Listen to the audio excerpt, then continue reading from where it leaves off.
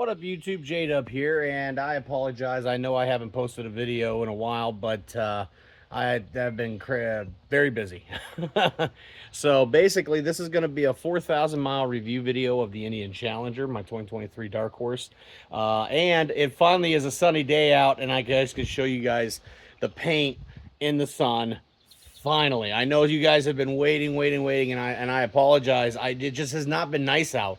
So I finally got her cleaned up pretty good, and here you go. Here's the paint, guys.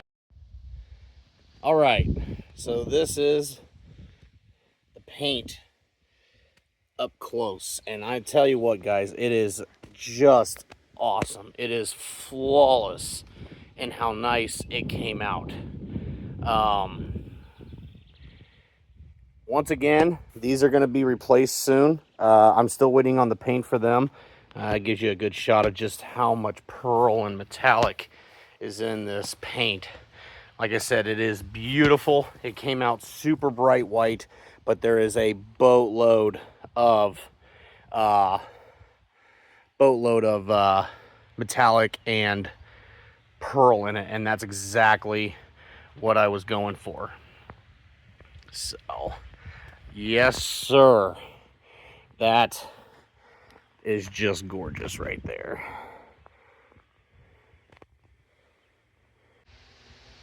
All right, guys, so here are the upgrades I've made to the bike so far. Obviously, we know the custom paint. This is a Stormtrooper Bright Pearl Metallic.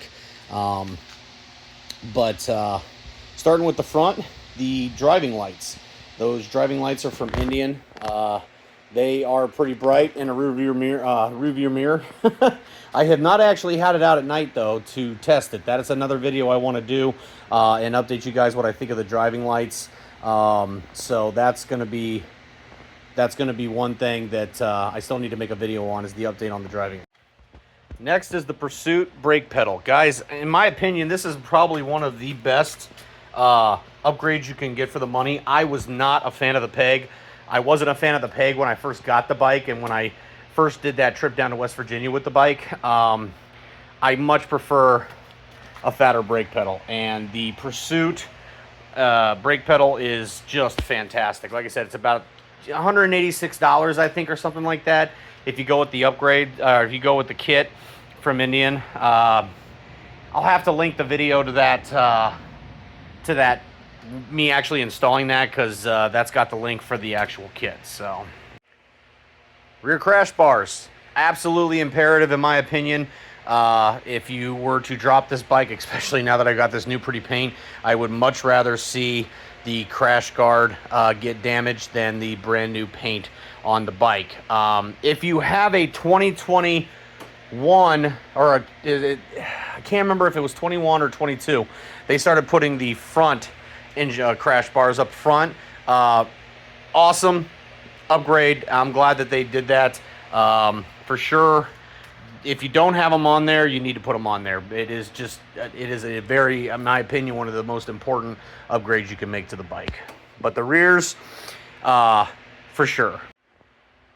The exhaust. Okay, so the stock exhaust sounds like a stock exhaust. It doesn't sound bad, but it is pretty quiet, and it's a stock exhaust. So take that how you want it. But I upgraded to Lloyd's signature slip-ons, and I will admit they are quite nice. They're just loud enough over stock for me to like them, but they're not so loud that they're super drony or annoying. So definitely like those.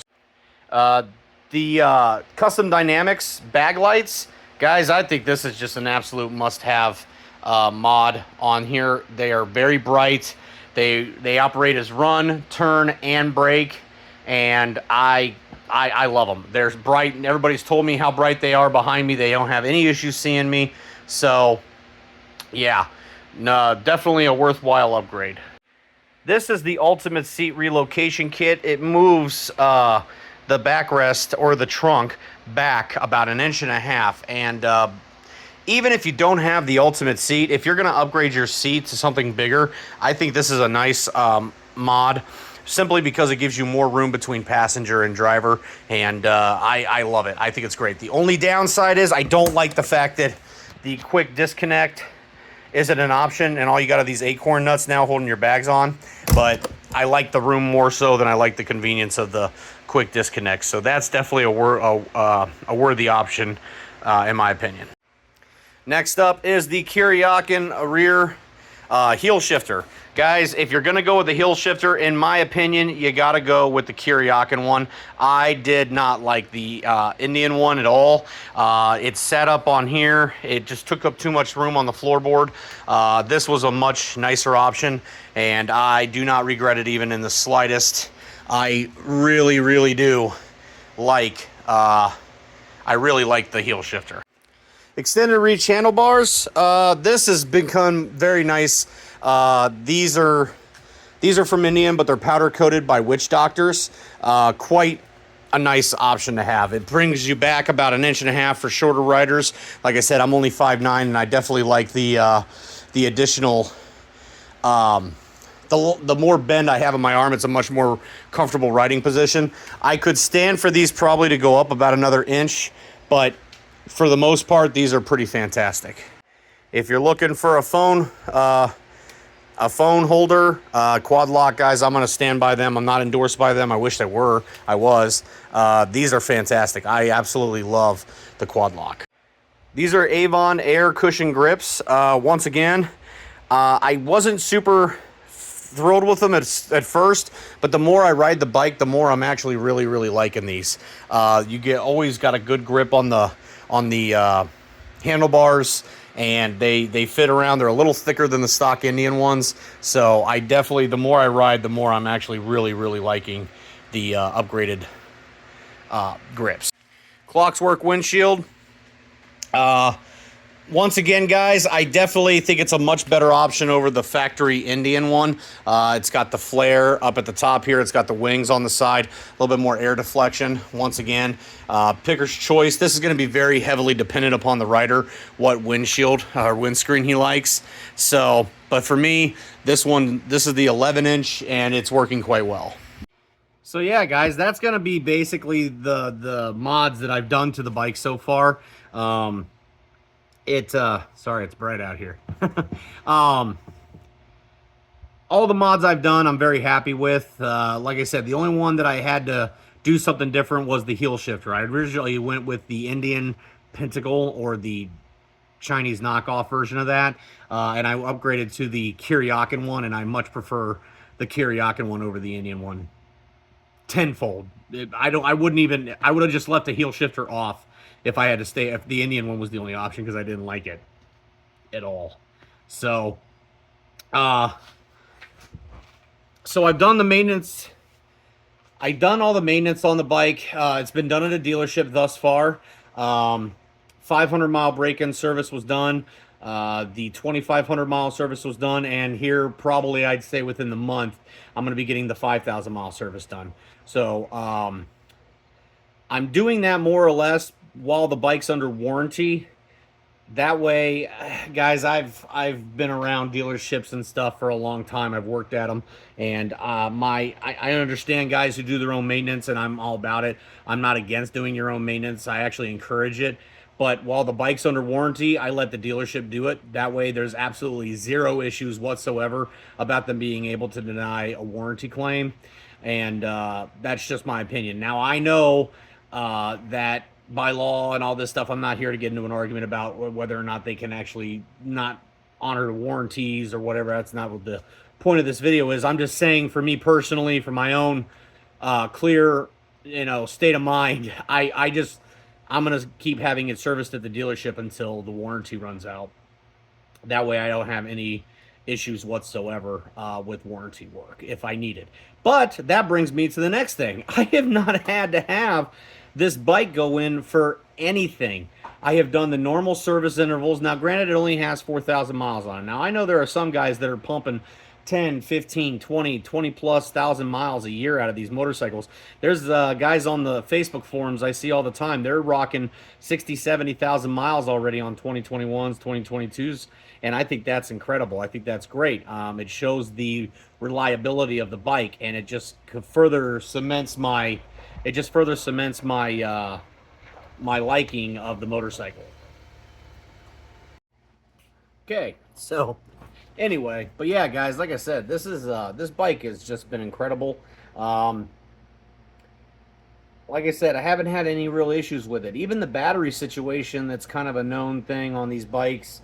Uh, I had it on a tender for about 90% of the wintertime, and when I went to go kick her off, she fired right off. We had that little issue when me and my brother installed the new handlebars that we had to make that repair. That was on my reassembly video. But other than that, I mean, but that was our fault. That wasn't the bike's fault, you know. That was us just not paying enough close attention. So, like I said, as far as reliability goes, no issues whatsoever. Um, so what are some things that I would like to improve on the bike? Um, I think I'm gonna have to upgrade the seat. The seat is, for a stock seat, it's pretty good, but and I really don't know which direction I want to go with the seat just yet. I think I'm gonna start with an ultimate seat, and then you got some time to play with to ride it and whatnot before, and you can still return it. Um, if that for some reason doesn't do what I'm hoping it'll do for a little bit more comfortability, then I'm probably going to go ahead and go the Russell Daylong route. Now, I do have a spare seat that I had bought actually before I bought the bike. I got a really good deal on it. This was a stock seat for like $100 or something like that, but it's sitting back there somewhere. Um, so I have a seat that I can send in to Russell Daylong if I need to. If I don't end up, if the ultimate seat works, then I might just go ahead and sell that other seat. There's really no need to have two stock seats. So, yeah, like I said, guys, this is it's a great bike. I love it. The paint came out really, really nice. The only thing really left to do, the only other thing that I have in my possession that I have yet to do are the saddlebag lid speakers. Those will be getting installed, and I'll be doing a video on those once the lids are painted. They, unfortunately, the guy who's doing them, he's been really backed up and hasn't had a chance to actually paint the lids. So, like I said, it's not that big a deal. Once I get the lids, I'm going to do a video on how to install those. The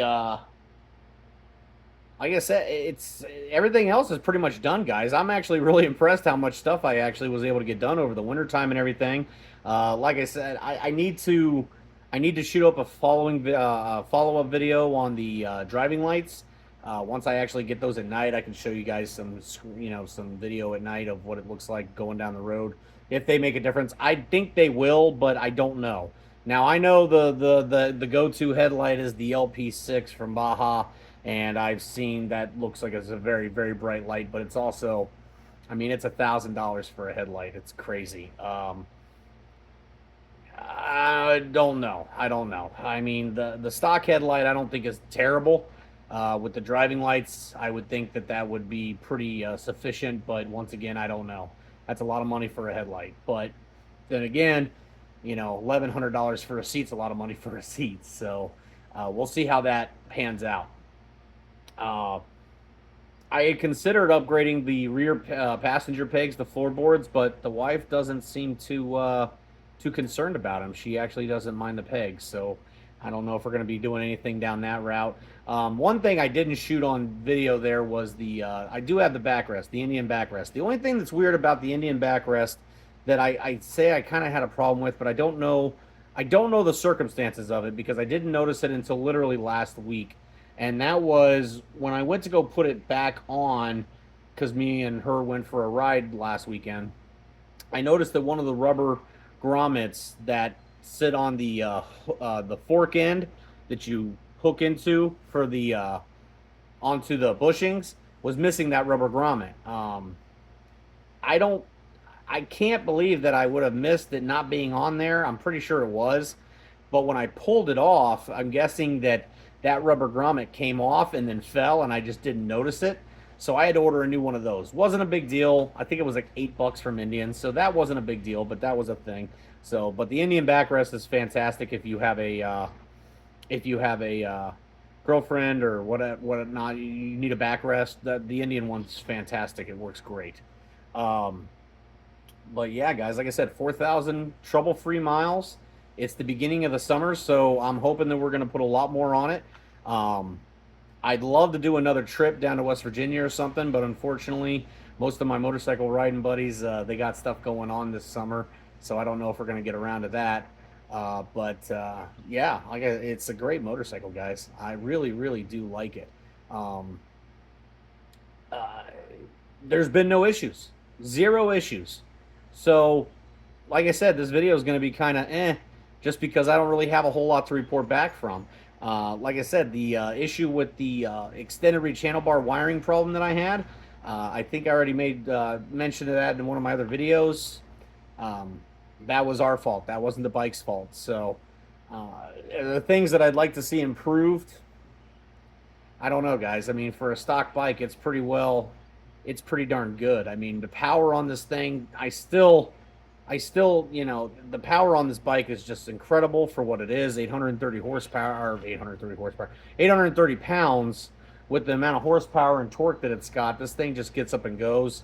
Um, they're starting to bust out big bore kits and stuff now for these bikes, and they're starting to put like 150 horsepower into these things. And as fun as that probably is, and I'd love to test one out at some point. I don't have any immediate plans for any engine upgrades at this time. Indian is making it quite difficult with the EPA and everything breathing down their necks to do any real modding out of the engine of these motorcycles, and I think that that's going to reign true for Harley eventually too. EPA are being a bunch of pricks, and unfortunately, Indian doesn't want to deal with it, and I can't totally blame them. So there's that. Speaking of Harley, I'd like to ride the new 2024 Harley Road Glide. I don't think it's going to be a monumental experience, but I'm all about motorcycles, guys, and you know me.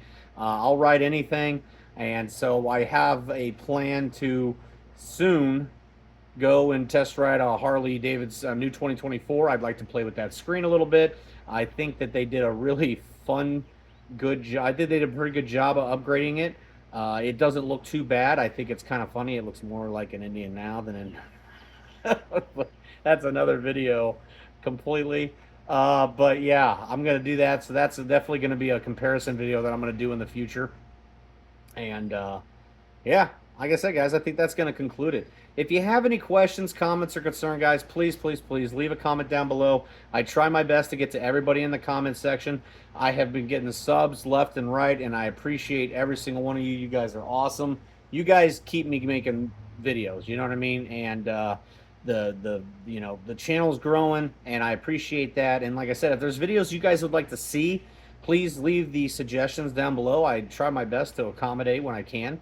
But yeah, guys, like I said, we're having fun with this channel, and I'm enjoying it. So please, please, please keep liking, keep sharing, keep commenting, and we'll keep her going, guys. But I think for now, that's gonna conclude my video for the 2023 Indian Challenger Dark Horse review, 4,000 mile review. Until next video,